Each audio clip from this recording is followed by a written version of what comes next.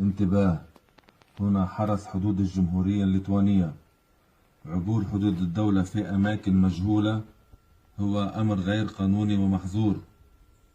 يمكن استخدام القوة الجسدية ضد الأشخاص الذين يحاولون اختراق حدود الدولة، وإذا عبرت الحدود بشكل غير قانوني فسوف تعاد.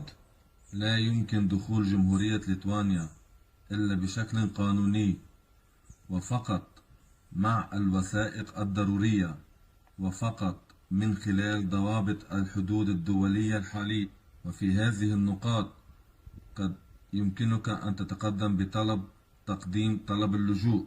ونكرر: عبور حدود الدولة في أماكن غير محددة هو أمر غير قانوني وممنوع.